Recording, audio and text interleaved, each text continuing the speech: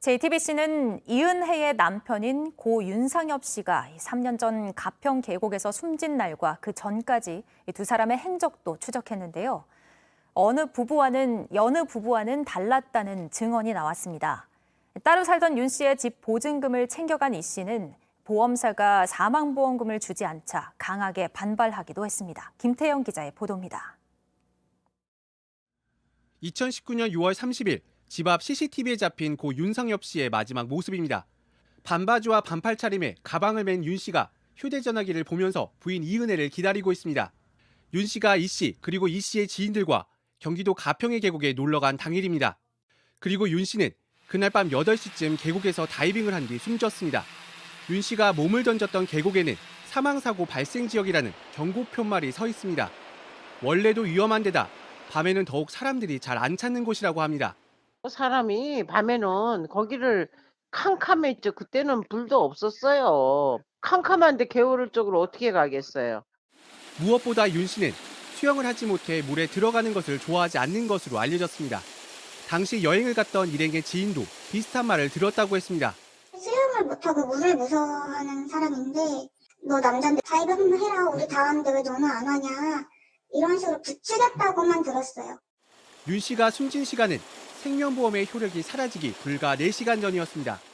윤 씨에게는 8억 원의 사망보험이 들어져 있었고 윤 씨가 숨지면 이 씨의 몫이었습니다.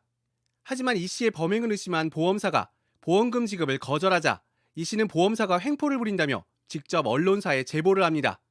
2020년 3월 9일 이 씨는 JTBC 제보 사이트에도 억울하다며 글을 남겼습니다.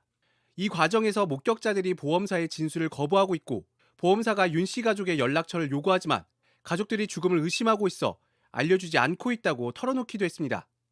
단순 사고로 내사 종결했던 경찰이 제보를 받아 이 씨의 살인 혐의를 다시 수사하고 있을 때였습니다. 2016년에 결혼한 이 씨와 윤 씨가 여느 부부와는 달랐다는 말도 나왔습니다. 신혼집부터 이상했다는 겁니다. 신혼 같지는 않았었어요. 보통 신혼 가면은 냉장고 이런 거 막 다 해서 들어오잖아요. 살림이 들어오거나 뭐 그러지는 않았었어요. 신혼집에 윤 씨는 없었습니다. 내가 해가지고 물어봤던 것 같아. 친구들이 아마 살고 있다고 그랬나? 희한하다 그렇게 생각을 했었어. 대기업에 다니는 윤 씨는 따로 나와 보증금 300만 원짜리 반지하 방에서 월세를 살았습니다. 이 씨에게 모든 돈을 맡기면서 월세도 제대로 못 냈고 보증금 200만 원은 월세로 차감됐습니다. 어쩌다 이 씨가 오더라도 집에는 잘 안 들어갔다고 합니다. 한 달에 어쩌다가 보는 거야. 그러니까 한 달에 한 번, 두 번 와서 많이 봐요. 두 번 되나요? 여기까지 와갖고 이은혜 내리고 항상 남자랑 거의 같이 왔어요. 이 씨는 윤 씨가 숨지고 한 달 뒤에 직접 서명까지 하고 남은 보증금 100만 원을 챙겨갔습니다. 지난해 12월 윤 씨를 살해한 혐의로 검찰 조사를 받다가 도주한 이 씨와 공범 조연수는 4개월째 행방이 묘연합니다. 경찰과 검찰이 부랴부랴 합동팀을 꾸렸지만 3년간이나 수사를 끌어왔다는 점에서 늑장 대응이라는 지적도 나오고 있습니다. JTBC 김태영입니다.